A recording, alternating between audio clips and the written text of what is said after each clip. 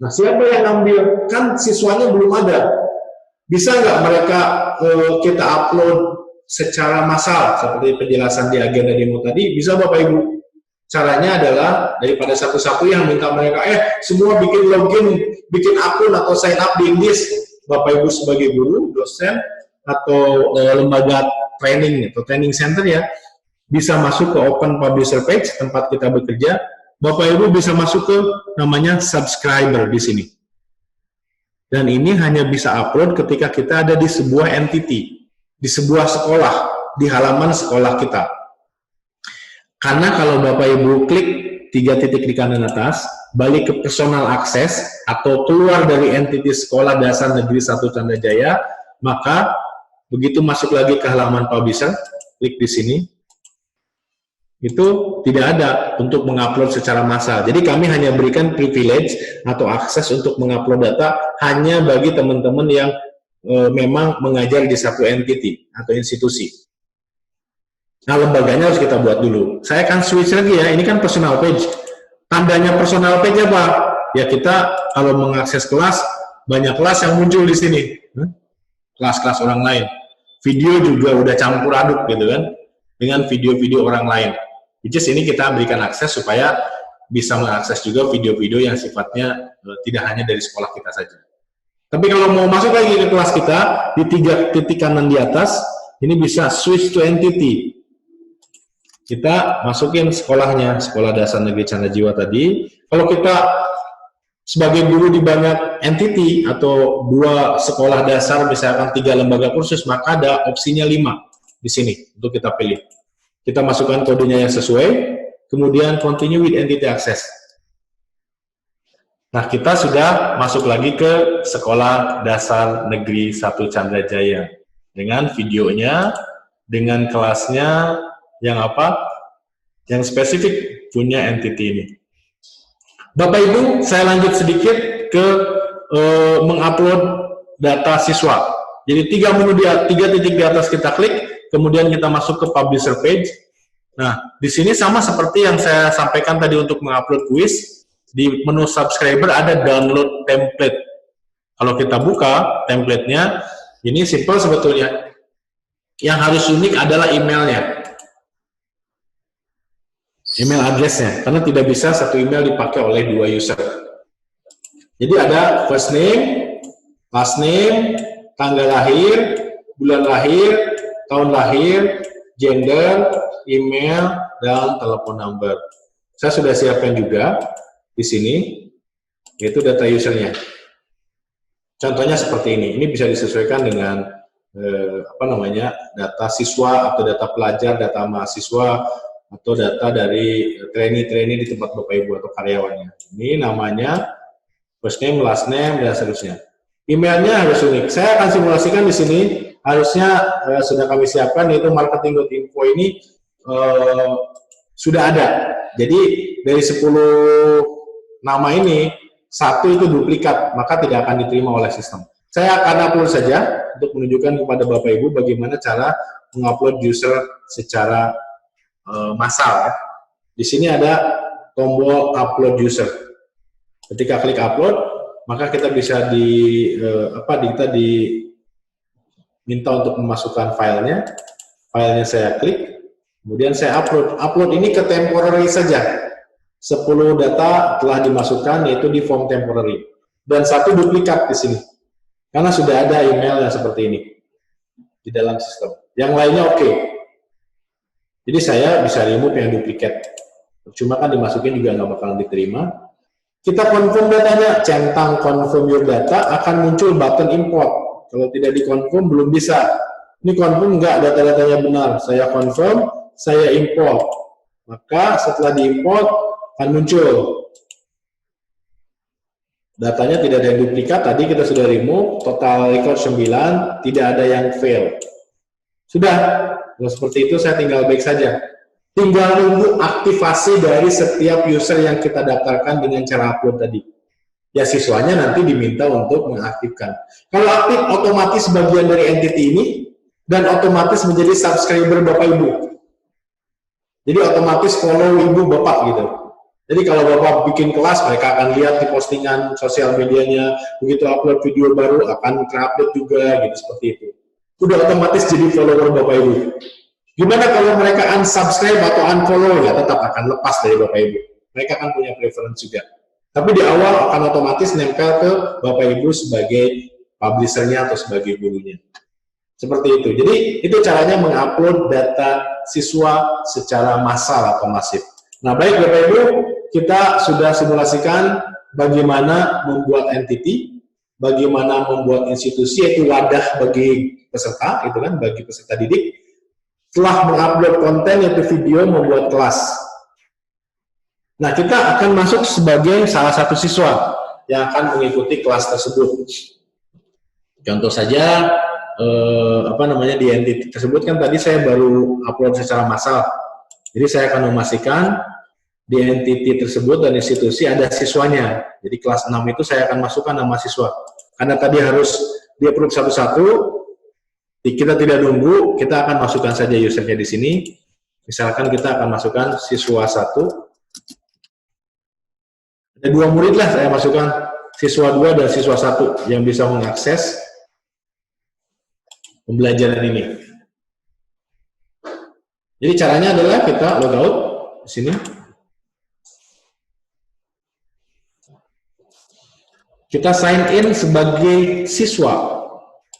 Jadi kalau saya masuk sebagai siswa 1 di sini, saya pilih entity-nya Bapak Ibu, maka dia akan dia pernah dipakai sebelumnya oleh sekolah yang lain. Maka saya akan masukkan dia sekolah yang baru saja saya buat. Ini ada 2, bisa kita coba sesuai nggak dengan sekolah yang saya buat tadi. Saya masukkan continue with entity access. Maka seharusnya video-video dan kelasnya juga sesuai dengan yang kita masukkan tadi. Ada 7 kan videonya, kelasnya juga ada 1 tadi, ciri-ciri hewan, kemudian programnya juga kita program belum kita buat. Publishernya tadi ada guru kelas ya. Gurunya, kalau kita tambahkan lebih banyak guru akan muncul di sini. Bahkan kita bisa filter per kelas, guru kelas 1, 2, 3, 4, 5 dan seterusnya. Jadi caranya dia bisa ikut kelasnya Bapak Ibu di sini. Dia tinggal masuk saja ke kelas yang dia tuju. Oh, kelas ini udah aktif, maka dia bisa diklik di sini. Nah, caranya adalah pertama, konten utama adalah video. Ini adalah menu utama bagi para murid ya Bapak Ibu. Jadi, seperti saya sebutkan tadi, saya akan highlight sedikit di sini. Saya sampaikan tadi, kalau ini terbuka video pertama, nanti setelah dia nonton, progress circle ini akan terisi. 25% nonton, 50% nonton, kemudian 75% sampai 100%. Nah, kita akan play aja ini. Karena kuis tadi berhubungan dengan video pertama, mau saya isi pun nggak bisa. Harus ditonton dulu video pertama ini sampai selesai. Kalau materi presentasi bisa kita download Bapak Ibu ke lokal, gitu kan? PowerPoint-nya. Kemudian tugas juga kita bisa download ke lokal, dibaca tugasnya tentang apa, worksheet-nya diisi, hasilnya atau naskahnya atau makalahnya kita upload. Siswa bisa upload berbagai jenis file, termasuk misalkan tolong videokan saat Anda berpidato, gitu, seperti itu. Bisa diupload. Nanti saya akan coba upload aja. Ini salah satu file Word, dan ini bisa diupload ulang. Misalkan salah file, salah upload, atau ada perbaikan dan sebagainya dalam pengerjaan tugasnya, dia bisa upload ulang sampai durasi assignment ini habis, atau batas akhir penyerahan dari tugas ini habis. Nah, Bapak Ibu, kita lihat di sini. Durasinya berjalan kan 25%. Nah, ini yang tidak bisa dilakukan oleh YouTube atau Google Classroom, di mana progres nonton per siswa kami track di dalam Indis. Orang tua pun nanti bisa masuk ke profil siswanya, bisa melihat, kok kelas dunia hewan anak saya belum nonton nih, gitu. Satu pun videonya. Kok materi kuisnya nilainya, misalnya nanti kita simulasikan sudah ada nilainya 60 nih, kok makalahnya belum disubmit dan sebagainya, seperti itu.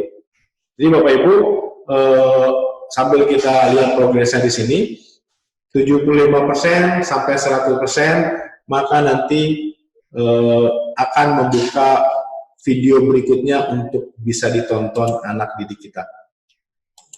Jadi kunci gembok ini akan terbuka kalau dia sudah 100%. Maka kita bisa mulai play yang kedua.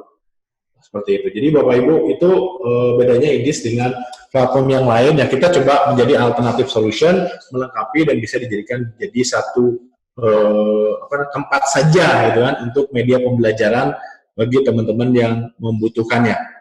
Jadi ini adalah video yang sudah ditonton 100%, hitam semua bulatannya Bapak Ibu. Kalau seperti itu kan kita bisa mulai mengisi kuis. Klik kuisnya, ini nama siswanya, siswa 1, kemudian ini adalah waktu kapan kuis bisa diambil, kemudian 6 menit waktunya. Kalau saya mau nonton lagi deh, ya tutup saja di sini. Kemudian saya tonton lagi. Nah, siswanya bisa menonton lagi. Kalau dia mau mengerjakan kuis, waktunya 6 menit, maka dia start kuisnya, sini, mulai jawab pertanyaannya. Tadi kan ada 4 pertanyaan ya. Ini adalah yang manual saya buat. Kemudian yang lainnya adalah yang saya upload. Tentunya nggak ada gambarnya. Gambarnya tidak bisa diupload melalui Excel. Jadi bisa diedit, ditambahkan, diedit, ditambahkan. Jadi 4 ini kita edit satu-satu, tambahkan dari sisi thumbnailnya ya, atau gambarnya. Apa mimikri itu? Mimikri adalah, ini ada 6 menit durasinya, nanti setelah 5 menit ada pop-up notifikasi bahwa kita sudah akan selesai sesi kuisnya dalam 5 menit.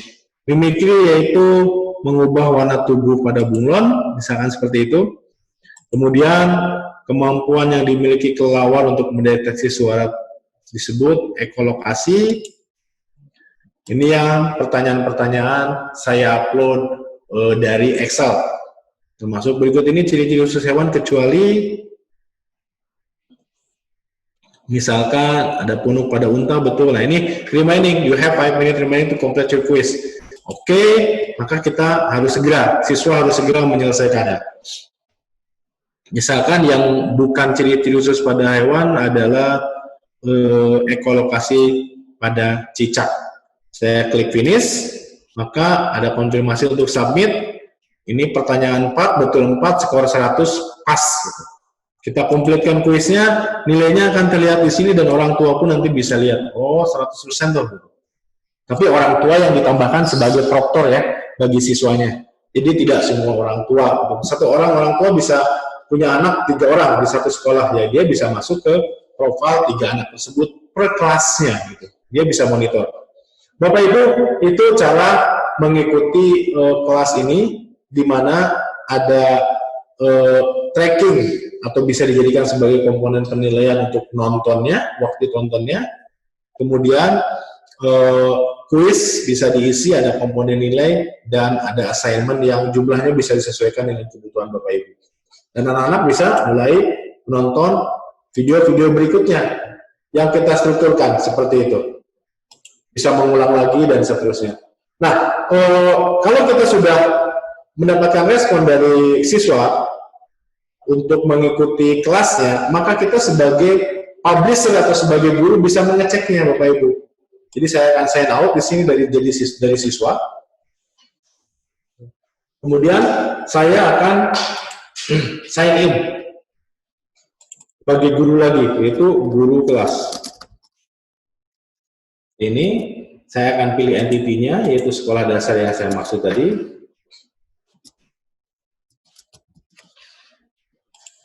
Di sini. Nah, kalau untuk melakukan penilaian berarti bekerja sebagai guru, kita masuk ke klik 3 titik di sini, open publisher page.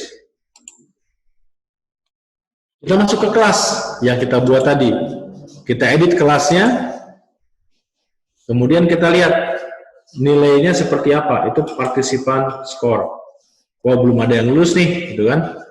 Karena apa? Karena kita belum melakukan penilaian terhadap assignment. Itu kuisnya sudah ada nilainya, gitu kan, seperti ini. Oh ternyata ada yang mengisi nih kuisnya, yaitu subscriber kuis 100 tadi, si siswa 1 namanya. Kemudian kita keluar, kita masuk ke assignment. Oh assignmentnya saya edit, di sini klik assignmentnya saya edit. Oh ternyata baru 1 orang yang submit, yaitu siswa 1 tadi. Maka saya akan masuk ke sini, saya masukkan nilainya, misalkan nilainya 80. Kadang-kadang kita harus memberikan komen untuk menyemangati atau memberikan apresiasi. Dan kami menyediakan tombol komen di sini. Klik di sini, maka Bapak Ibu bisa memberikan komen. Kerja yang bagus misalkan. Atau nilai bagus, tingkatkan. Kami sadar Bapak Ibu kadang-kadang mengoreksi banyak sekali tugas dari siswa dan siswinya, maka di sini ada komen otomatis ya. Kita bisa tinggal pilih seperti itu, atau Bapak Ibu mungkin kalau nilainya 20 maka komennya akan berbeda di sini. Dengan did you send the wrong files, atau good try but not enough, beda lagi dengan 100. 100 ini komentar yang kami siapkan juga berbeda, perfect score dan sebagainya. Jadi tinggal ya udah malas deh gitu kan, mengisikan komentar, udah tinggal perfect score aja. You are amazing, seperti itu. Saya save, maka penilaian untuk assignment sudah selesai dan kita lakukan untuk seluruh siswa nantinya ya. Terupdate, maka kita bisa lihat di sini siapa sih yang ikutan di sini. Oh ternyata 1 namanya siswa 1 itu successful. Kalau sudah successful, kita lihat di sini final skornya 85, minimum skornya 65. Nanti ada button sertifikat muncul di sini. Kita bisa memberikan sertifikat per kelas. Mungkin untuk lembaga training ya di luar yang sifatnya publik gitu kan, di mana per kelas itu memberikan sertifikat, misalnya sertifikat attendance, maka bisa mengirimkan sertifikat ini ke siswa. Misalkan saya akan buat di sini adalah sertifikat lulus kelas IPA 6 contoh saja. Kan kalau di sekolah formal tidak memberikan sertifikat ya setiap kelas itu, tapi misalkan bisa mau memberikan, silahkan, fasilitasnya ada.